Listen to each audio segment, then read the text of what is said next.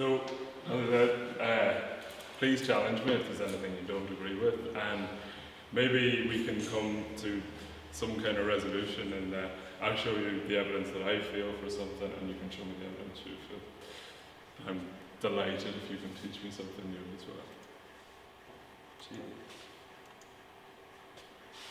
You can heckle me blindly if you want. Yeah, love a bit of Monty Python. Or we can keep calm and just ask. That's probably a better option for us all. So let's get started. Let's start with the chicken.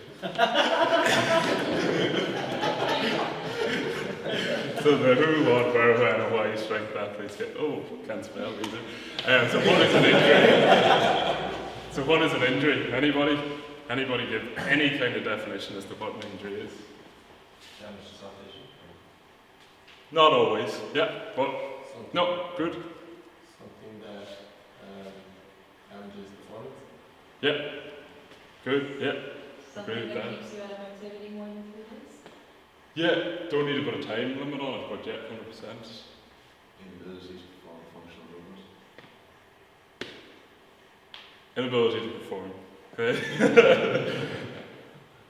Functional movement.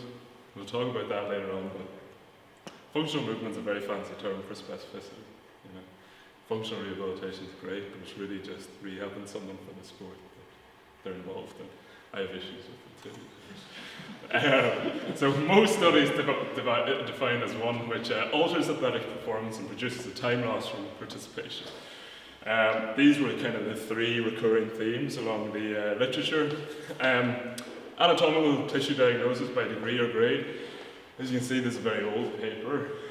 Our new model of pain science would say that anatomical tissue diagnosis or anatomical damage doesn't have to be present. As we can see with an awful lot of our MRI studies. Okay, so but we actually as a profession can't agree on what an injury is. We have consensus statements. I reckon this actually is just a weekend where all these world experts come together, get a free hotel and drink a lot of booze, you know.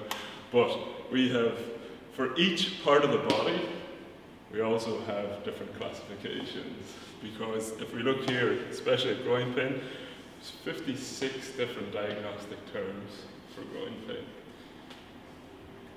It's not even that many structures that could be causing problems, you know. 56 diagnostic terms is mad, and I always use the example of Gilmour's groin. Everyone heard of Gilmour's groin?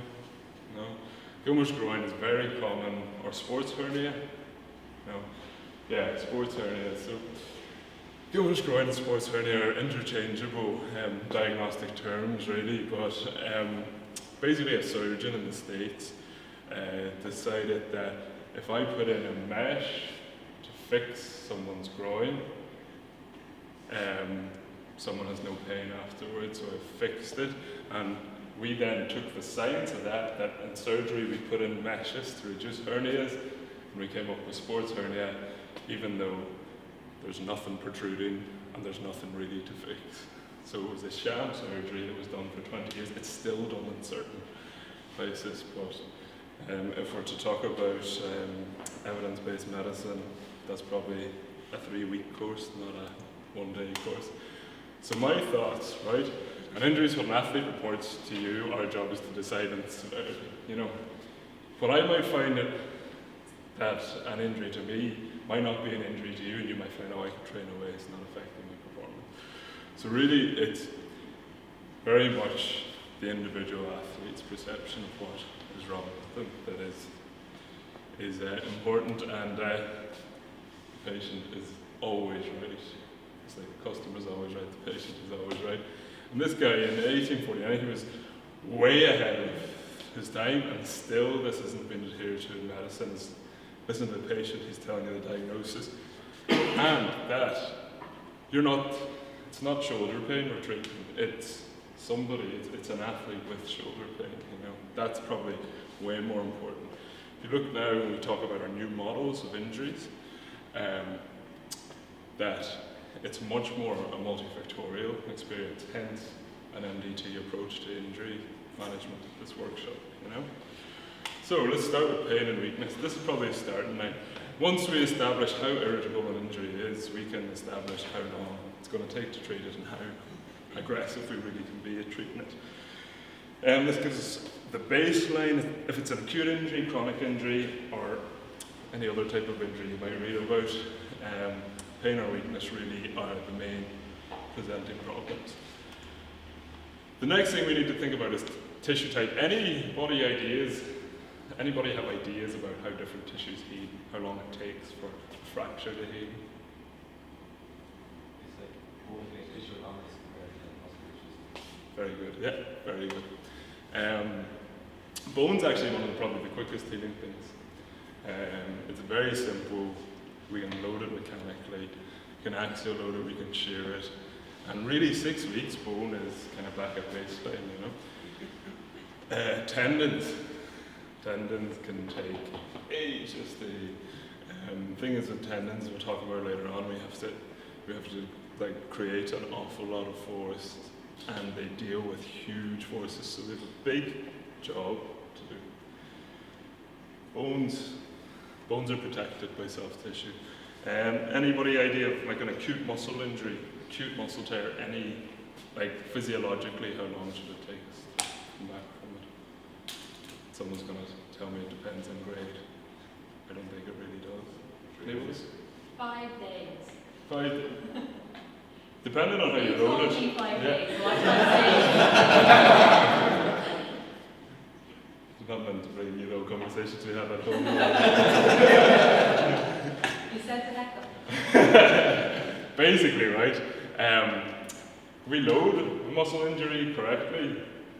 There's no reason why quite a severe muscle injury couldn't have someone back in 15 days by loading it correctly. And we'll talk about that later on. But muscle injuries are fast, and anybody that's out with a muscle injury for 6 months, you kind of have to say that if you did nothing with a muscle for 6 months, it would have healed itself after 4.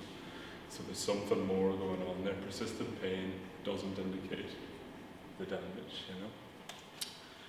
Again, there's no hard, fast rule, but as a basic rule of thumb, that you should probably have 1,000 acres to own a combine harvester.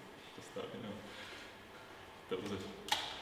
Didn't get the response I was looking for. Sure.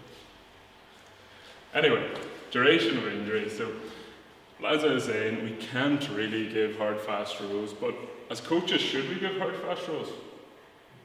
What do you think? If someone comes to you, should you say to them, yeah, I've had this injury before, you're going to be back in 5 weeks? No. Excellent to hear no, but how many of you have speculated on an athlete coming back?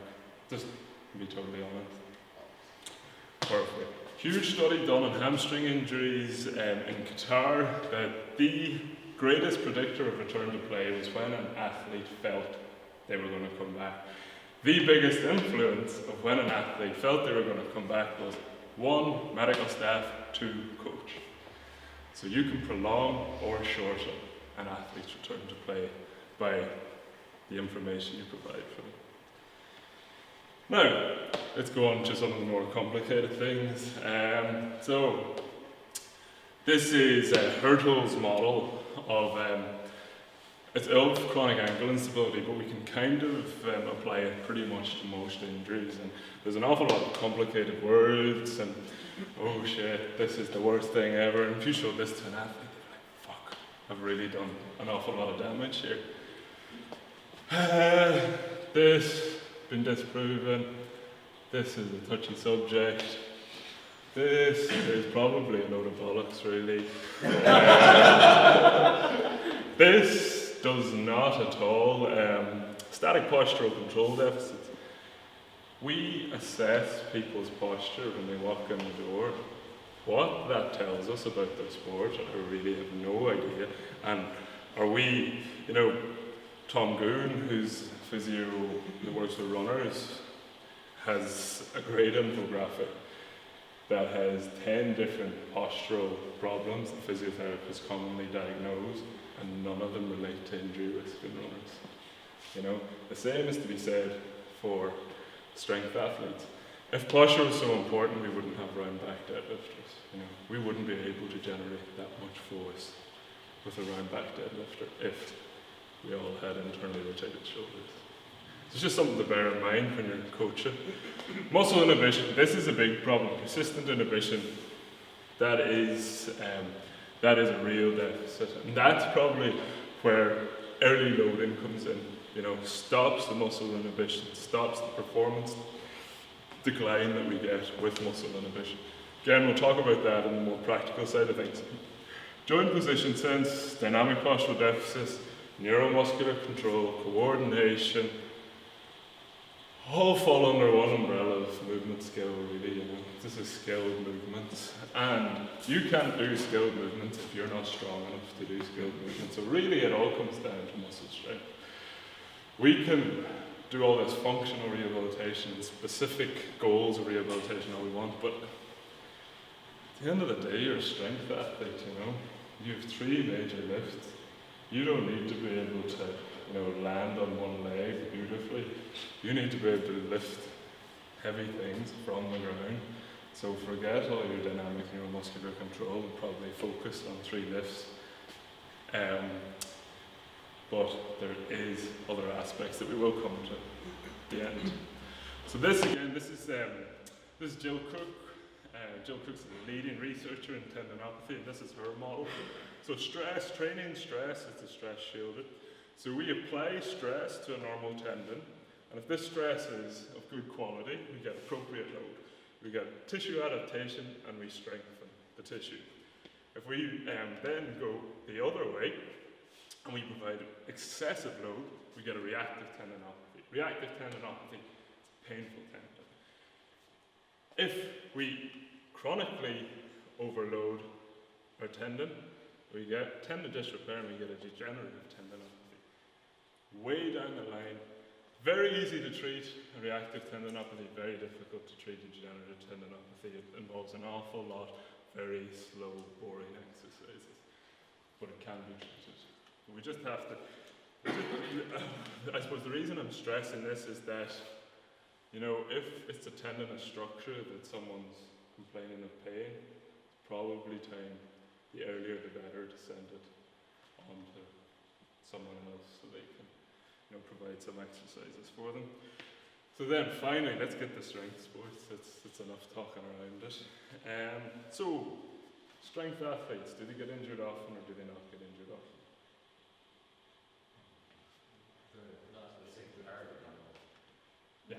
Comparatively. This, if anybody has a kid and wants to say to them, what's a safe sport to do, it's probably Olympic lifting and powerlifting is a pretty safe sport to do, which I know sounds a bit counterintuitive, but it is. Injuries aren't common, and this is probably why there's not an awful lot of data on injuries in this. So in these studies, injury was defined that a condition that forces the athlete to refrain or modify training. CrossFit, does everyone get injured in CrossFit? No, they don't. In these studies, everyone doesn't get injured in CrossFit. And the reason in these studies everyone doesn't get injured in CrossFit is the actual CrossFit gym were quite smart and introduced a 6 to 7 week beginner profile, which was a gradual loading program that focused on basic aspects of strength and movement. So, is this flawed data? Potentially, but CrossFit isn't any more risky than any other strength sports. I got interesting about bodybuilding, and as we'll talk about later, I think bodybuilding not being of high injury risk is due to the way they train. Every time a bodybuilder trains, they train to, for hypertrophy, to increase tissue capacity. We get trained, we get injured once our load exceeds our tissue capacity. But if you have built such a chronic high tissue capacity, you're never going to get exposed to loads that can be detrimental to tissue capacity. Let's compare this to other sports, track and field, not a lot of injuries.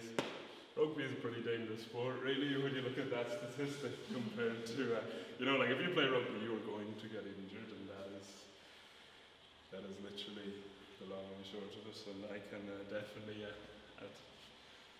testify to that. Right, so what gets injured? So the strong one, it's shoulder, bicep, knee, and lower back. Olympic weightlifter, shoulder, knee, lower back. Bodybuilder, shoulder, elbow, lower back, and knee. CrossFit, shoulder, knee, and lower back. So there's definitely a theme here, okay? And common themes, again, shoulder, knee, lower back, and elbow. Okay, so let's talk about shoulder pain. Right, shoulder's a fantastic joint and also a crap joint, because the shoulder can generate outrageous amounts of torque. In the shoulder, we can generate force at 9,000 degrees a second. Like, that's amazing. But we rely on a lot of muscles, and once we provide excessive load to muscles that exceed the capacity, they get injured.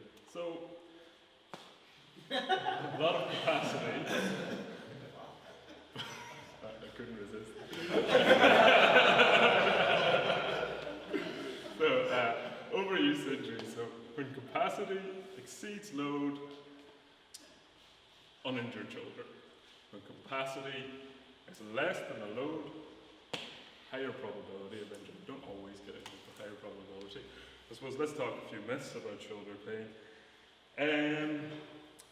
Does everyone with a painful shoulder, when we MRI them, have pathology? No, most people don't.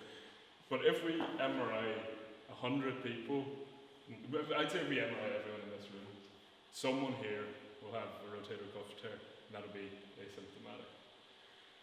There's more evidence saying now that rotator cuff tear could be a normal adaptation of aging. The older athletes especially will have rotator cuff tears. Bursal thickening we used to think was bursitis. Bursal thickening is a normal adaptation in an overhead athlete. Again, rotator cuff tears. Tendinopathy was 60 participants in this study had tendinopathies on ultrasound, and they were all asymptomatic, you know. And slap lesions. Anybody here got a slap lesion repaired? No? It's a slap lesion. Good question. So you know we've got a labrum? You know we've got a labrum of the shoulder? So slap lesion is when we damage the labrum of the shoulder, basically. There's different types. We don't need it. Tissue damage does not always equate to pain. Supraspinatus. Does supraspinatus initiate shoulder abduction? Everybody thought this for years. Does it? Guess not. Doesn't. Supraspinatus actually is most useful in external rotation. So when we're, rehabbing supraspinatus down here, we're not really getting it. We're getting everything else, but we should probably bring it into this plane and rehab it in external rotation. Again, scapulohumeral rhythm, winged scapula, is that pathological? It's not, I'll show you. So this is a guy, a world expert in shoulders.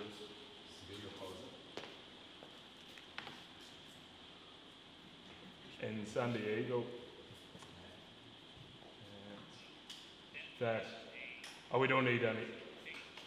We don't need that. No speakers. I'm going to talk you through it, right? So he's talking about the scapula here, and what he's saying is that we've got a different shift, and we don't have 2 centimeters, and we've a wing here, and it borders up. This is really bad. Like, it's a really bad scapula. Just keep going. You see the patient says something to him at the end.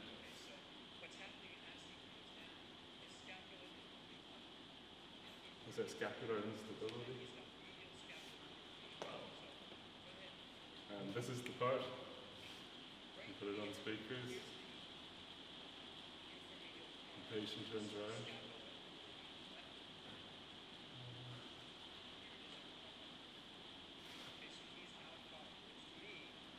So he's saying that the left scapula is the problem.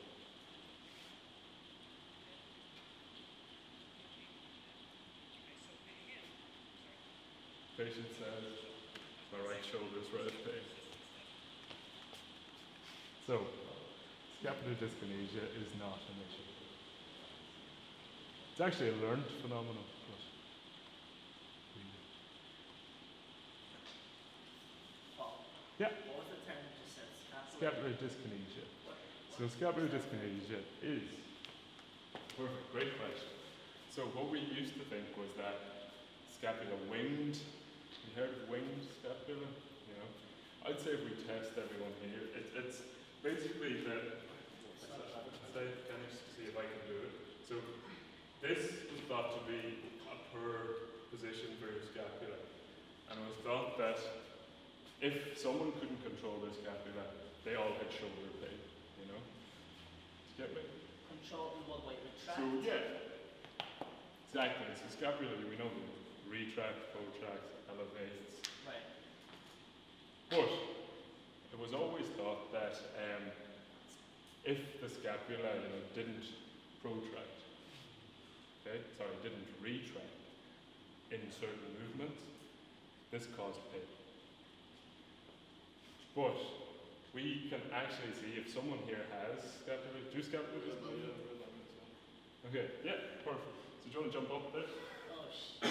Perfect, and yeah, show us. Oh! So this was thought that, shit, this is really bad. It's not. Like, you should just bring your hands up over your head there. Again, this is a tough phenomenon. He has scapular dyskinesia when he goes like that. This isn't a phenomenon that is affecting his overhead movement. We all look for scapular dyskinesia when we go like this. We all look for scapular, yeah, perfect. We all look for scapular dyskinesia when we go like this. So like, oh shit, look at the winging of the scapula. Doesn't correlate with pain. So again, is pain a pathological process or is it a multifactorial thing, Common theme. Perfect. Does that answer your question, or? Yeah, I think so. I can draw it up if you want. The video? No, I can draw. Even if you want to talk No, to me carry at on. break or something, we can draw it up and show you the movements and what we mean by scapular dyskinesia. Okay.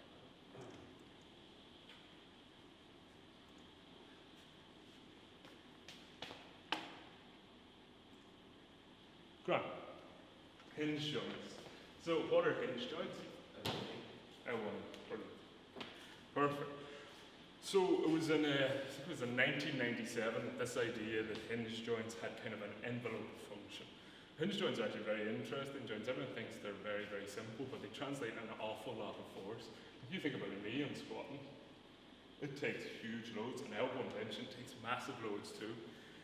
So this was the original model around the knee, the envelope function.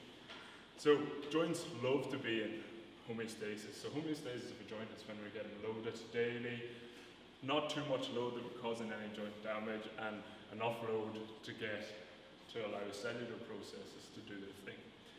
When we train, we're probably here in the zone of superphysial overload. This superphysiological overload, this is a fine place to be. This is still a safe place to be. But when we get injured, we come into the zone of structural failure.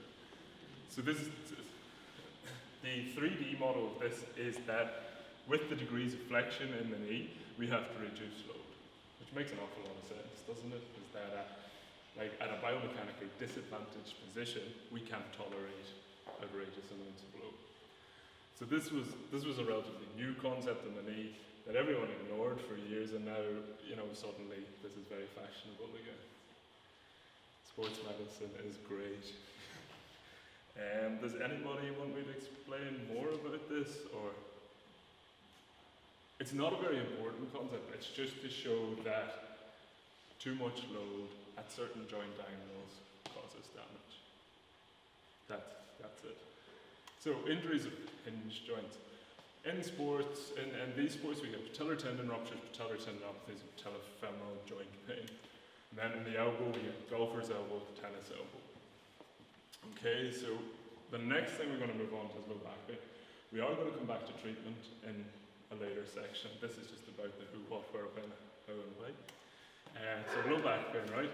Low back pain is the Donald Trump of sports medicine. Everybody fucking hates it. Nobody wants to treat it, and we'd probably be better off without it, you know? So we're going to start with myth busting with low back pain. So thankfully, the CSP in England came out with some of these amazing posters that first myth is moving will make my back pain worse. Many people with back pain have been told by their GP to go home and lie down. Does fucking nothing for anyone. Just causes that Hurdle's model of disusage. The next one, I should avoid exercise. This one really is, this annoys me. This one, I should avoid exercise, especially weight training. Most recent systematic review on chronic low back pain shows that the most effective adjunct is resistance exercise.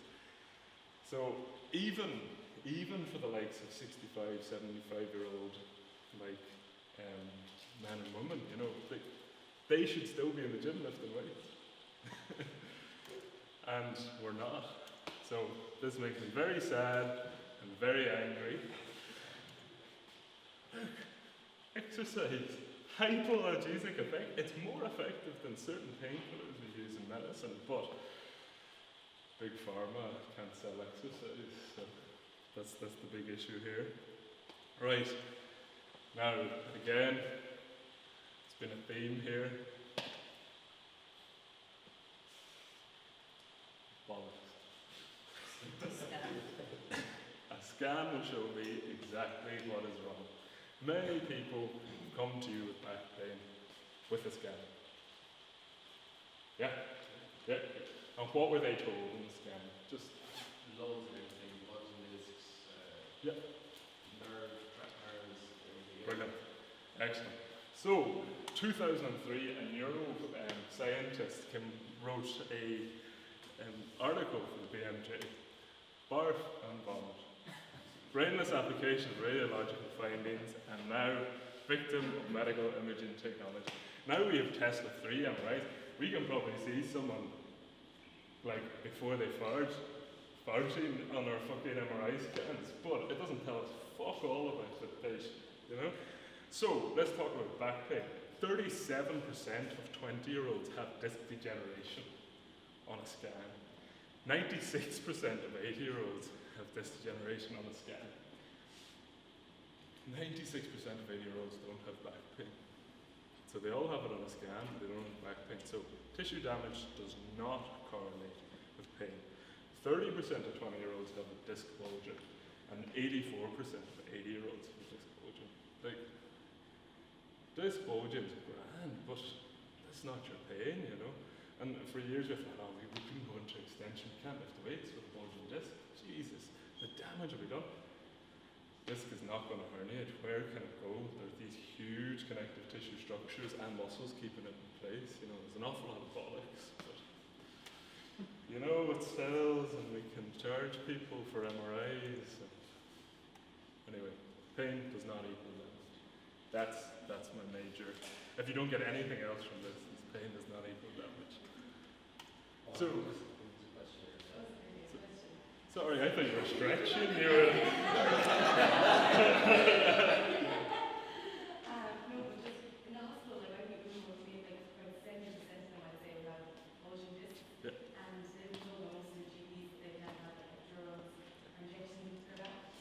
And like they don't say that they're in pain, but it's just in from their GP, like when you talk to them, they're saying, oh, I have bulging discs, but I'm not pain, there's just loads of movements, things like that. But like they're like need to know when you're coming, they don't think they're going to have it. Obviously they didn't have them, they used to use them. But the problem is that there are these beliefs, like probably we should be giving some of this kind of a talk to, you know, the GPs or the first line practitioners, you know. And it's not their fault either. The way they were taught musculoskeletal medicine is very flawed. And really it's only in the last 10 to 15 years that we know that these things on scans aren't actually big problems. You know. Do you think an acute hamstring injury on a scan is beneficial? Would you have said it before? Before I've said anything, would you have? Yeah? It's great to see an acute hamstring. An acute hamstring injury on a scan can tell us that a player will be back from anywhere from 60 to 150 days. To be honest, we could probably look at someone and tell them they'll be back in 60 or 150 days. It doesn't give us exact measurements. First thing an awful lot of athletes want is a scan. Now, there's good and bad with the scan, but I think we all need to look at the person in front of us. What is this person complaining of? Is this person complaining of severe hamstring pain? And was the mechanism of injury massive that this could be a surgical patient? Then we might get a scan. Don't scan everyone. Happens all the time. So just want to mention actually Mary O'Keefe. Mary O'Keefe's a researcher in Limerick, and she did a piece in The Independent when the American Journal of Chiropractors came out and said that school bags were bad for your back. They also then released an article 3 weeks later saying that skinny jeans were bad for your back. Needless to say that this journal has lost all credibility in any scientific environment. So, back pain is normal and common. School bags are safe. Just take home message. So, lifting and bending are safe. There is no correct sitting posture. Sit whatever way you feel comfortable. You don't need to, you don't need to spend hours. Fucking shit. I need to get, can't sit that way. It's going to hurt me. This is all fear mongering. But you guys will get these slides anyway if there's anything that you want to come back to. So the when will be covered in the load management section. I'm not going to cover that right now. So why do we get injured? Is it a freak accident? No, it's passive. Alright, so that was music to my ears. So, complicated model. This is an old model. Ooh, sorry, Danny.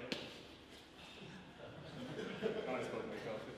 This is an old model of injury etiology from Moevis van Mechelen. He was he's considered really the father of injury prevention. And we went to a conference in Monaco that was based totally around this model, and the second keynote speech in this model told us that we can't predict injury, and this model actually is a waste of time, but you can come back to that. So it's one of many models, and as you'll see, you'll get sick of models by the end of the day, but I think it's important to know they exist, really. So I like to use risk factors. What can we modify, what can we not modify? Modifiable risk factors is load, and I think this is the holy grail of strength sports, is load. Is that when you overload tissues, that's training error, we get injured. Well-being, again, sleep and stress, external stressors, and then the physical characteristics of the athlete, and I kind of have them in order, really. I think load's the big one here. Non-modifiable things, unfortunately, age, sex, previous injury and training history. Males get injured more than females in powerlifting. And actually, where powerlifting goes against the trend is that older athletes get injured less than younger athletes, which is totally against every other sport. Every other sport, older athletes get injured more. Load, training errors, well-being, okay? Those studies we looked at the start of the incidence of injuries, they noticed that it actually pays to be an elite powerlifter. Elite powerlifters get injured way less than amateur powerlifters, and I think it's down to elite powerlifters are well versed in nutrition, hydration, sleep, and lifestyle away from the gym. Can I ask you just one question on that? Yeah. When you're saying that older powerlifters tend to get injured less Yeah. than younger powerlifters, is that just looking at a cross-section of powerlifters from 18 to say 40, and then the guys who are 18 just seem to have more injuries? So they used, What yeah. I mean is, do they get less injuries over time? So they used 30. They didn't look at over 20 years, That's what 22 years. Yeah. They looked at at a cohort which isn't perfect. You know, ideally we'd have a 20-year study, but unfortunately in powerlifting there's not an awful lot of money for these studies, so we have to make do with what we have. But great question, and actually there's loads of MSc ideas, and if anybody wants an MSc idea, I have loads of them that people could do for powerlifters because I think there's so many gaps in the research. Previous injury, we used to think previous injury was the risk factor. If you had a previous injury, you were going to get injured again. From the research we do on hamstring injuries, it's one risk factor, it is not the risk factor. Training history, so if you're going to look at Gabbett's work, a good training history, that you've trained hard, relatively injury free, in powerlifting that means you have a lot of capacity. That means you're less likely to get injured. Does this all make sense? Anybody any questions? I've been talking away. No? Nothing? Yeah? One of the points there, physical characteristics, flexibility. How important is it really? Great question. Great question, right? Flexibility. We assess flexibility by bringing an athlete in, putting them on their back, getting them straight out, right? I think that is like assessing long volume underwater. You know, like, what does that tell you about an athlete's flexibility? We need to see them squat, we need to see them deadlift. You know, and if flexibility is an issue there, that's grand. Don't stretch. Because if you stretch, it takes, it takes about, I think it was about 100 hours of actual stretching to get an elastic change, whereas about 3 to 4 sessions of eccentric loading can give you a much greater elastic change. So what I'd say about flexibility, strengthen to lengthen is would be my advice there. The reason I have plus or minus flexibility, I don't think it's that important. The other thing about flexibility is that our FMS, anybody familiar with FMS? FMS really poorly correlates with injury risk. Doesn't at all, actually. Actually, I think that was in mass last month. I think it was in mass, but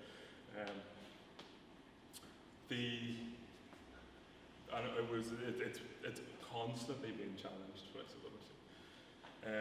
Technical ability.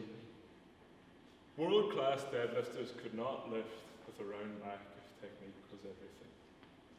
So the reason I say the physical characteristics of the athlete are made up of these three things. If your athlete is strong in good technical positions, then that probably gives them a greater degree of error when it comes to load.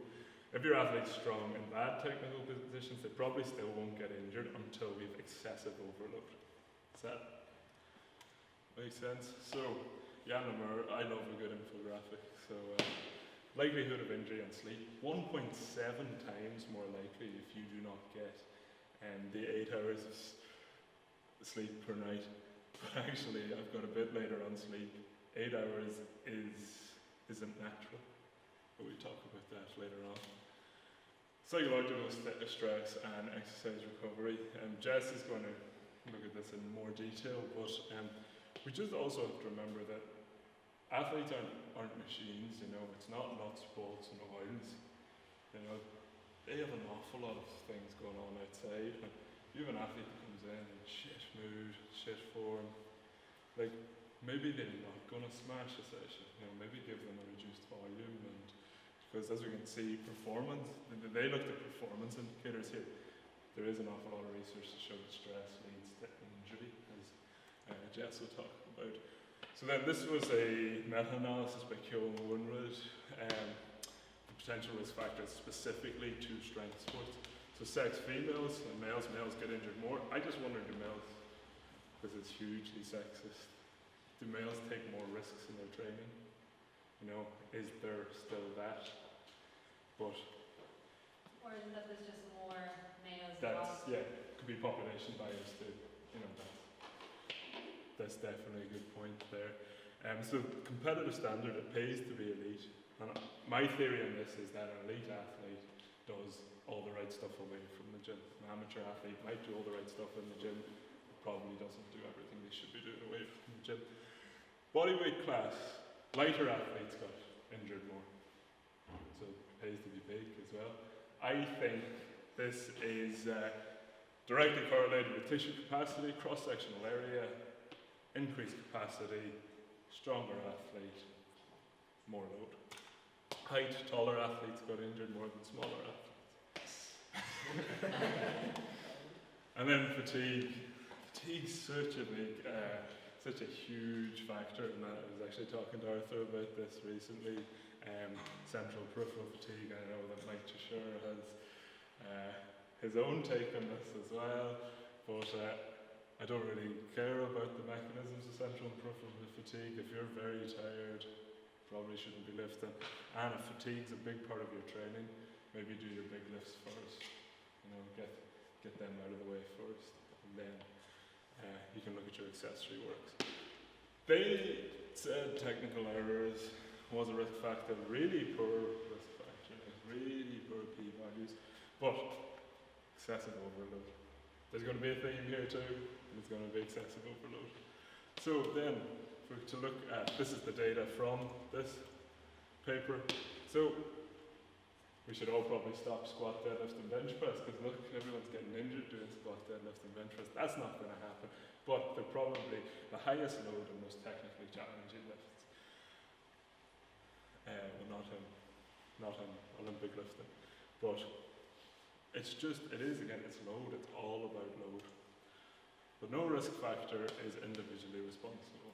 We cannot definitely say that load is the number one issue, or technical error is the number one issue, or fatigue is the number one issue. So, injury types.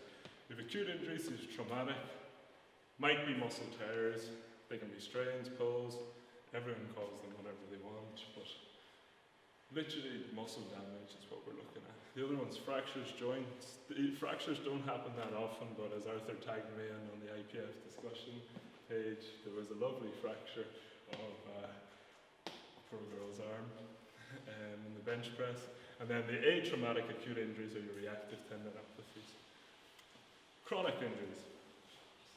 Just make sure I'm covering the points here, sorry. So chronic injuries.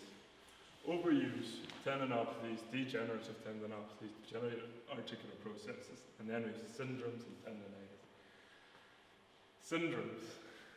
So, piriformis syndrome. Everyone heard of piriformis syndrome? No. Anybody been diagnosed with a syndrome ever? When it comes to a muscle injury? That's a loaded question. So it's not a syndrome? No. But, yeah, people. So what is a syndrome? Does anyone know what a syndrome is? Syndrome is a collection of symptoms that we think should correlate with a process, a pathological process. I think syndromes have been put into the medical literature for to preserve the patriarchy of medicine and to show that we could never be wrong about anything. We always know what we're talking about. I think a lot of it's bullshit, and we should just be careful when we start getting diagnosed with syndromes, because look, certain syndromes are 100% real, but in musculoskeletal medicine, I think syndromes are kind of an easy way out. And tendinitis, the Americans talk about tendinitis the whole time. This is probably a misnomer. Anything itis means inflammation. We now know that tendinitis does not mean inflammation. Tendinitis is actually more a tendinopathy. It's a degenerative process. There is no inflammation involved. So this would dictate that we should use non-steroidal anti-inflammatory drugs. We shouldn't.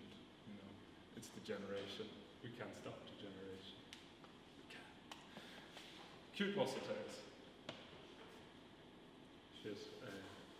What are we for time? How are we for time? Okay. Okay? Perfect. Yeah, Jess is going to come in with acute muscle tears. So, are they truly acute? Is there one event? I'll come back to those. Does it come down to one training session? No? Good. Is it down to one lift? Is it down to one set? Is it down to one rep? Excellent. It's great to see you guys kind of question whether it is.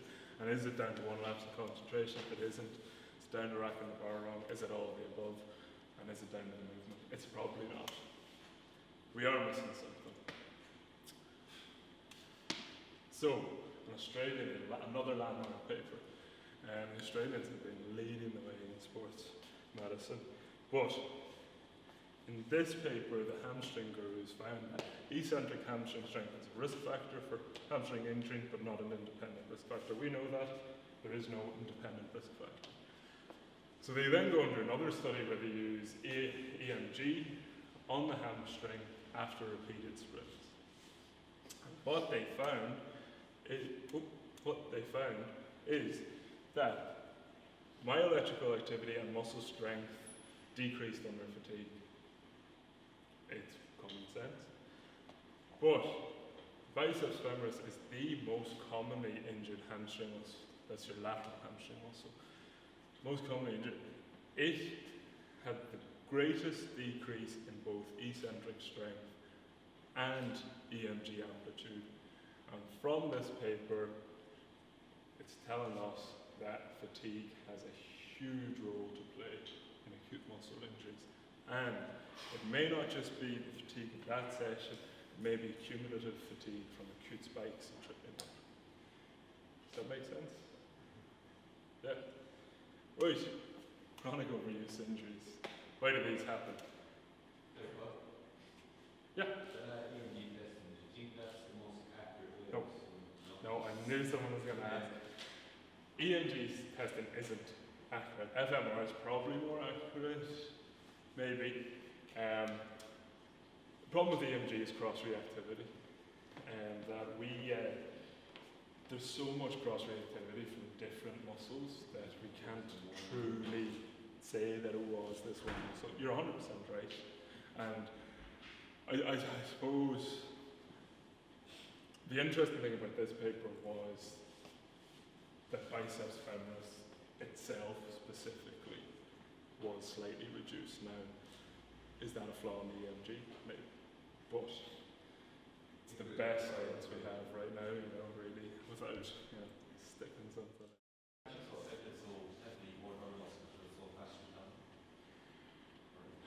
Do you want to know why we're talking about hamstring injuries? Because it costs FIFA the most amount of money. So the most amount of research has been done on hamstring injuries, ACLs, and Achilles tendinopathies. Why is it the most commonly injured? Is it because fast twitch dominant? Potentially from this study, it shows that it actually fatigues the quickest. Maybe that's why it's the most. But that's a great question, and I actually can't give you a 100% answer, but that's what I think from this study. So, when load exceeds tissue capacity, it makes a mess, okay? And this is what happens in tendinopathies, patellar, superior gluteal, tennis elbow, golfer's elbow, is that the actual tissue itself has been overloaded, so we get degeneration, back to Jill Cook's pathology continuum, excessive load, tissue degeneration. And look, Jill Cook's pathology continuum. The training stimulus is stress, optimized load, again, strength adaptation, unloaded.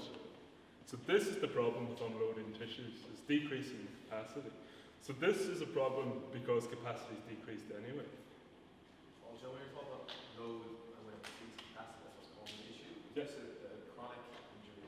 Is that by load that we're talking about simply at one time there's too much load that's causing some sort of injury which becomes degenerative, or is it the average volume load over time?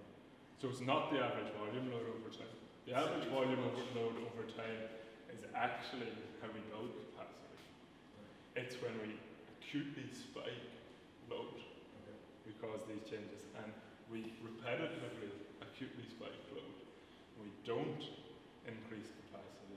We get a very degenerative tendinopathy. So when it's causing an issue here, is it that when you have the spike in volume that's it's causing too much fatigue, and therefore when you've got a certain load, you don't have the ability to. Yeah, no, you're right. And to be honest, that's actually in the load monitoring section. We cover that in an awful lot of detail. You know, but yeah, you're 100%. It's a Gabbitt's work, acute chronic ratio. So we're going to talk about that. But an acute spike in load can cause tissue degeneration. A chronic high load actually causes increased tissue capacity. That's going back to older lifters are less likely to get injured, and that bodybuilders are less likely to get injured over powerlifting. Tissue capacity. Is that it? Yeah. Yeah. Just that acute spike in load, like, is that absolute sort of value relative to tissue capacity, or is it something that's say like, just racing through working sets and I'm one like something like relative? It's relative. So, to be honest, we're actually, the next section is all about that, the actual load monitoring section. But we use a chronic load, right? And that's fitness. Fitness and strength sport is muscle capacity. Fatigue is acute load, okay? And it makes an awful lot of sense. If we put more stress on the body than what we are fit for, that's excessive overload. Does that make sense? Is that we have trained for a certain volume, and if we acutely put more volume on top of that, we've overloaded the tissues and we've overloaded their capacity. Does that answer your question? Yeah. The next section is all about that. So then, this is, again, there's another bit there on 10 things you do with tendon or limb pain. You'll get these infographics. They're useful things to put up in the gyms or whatever, just so we're challenging people's beliefs a bit.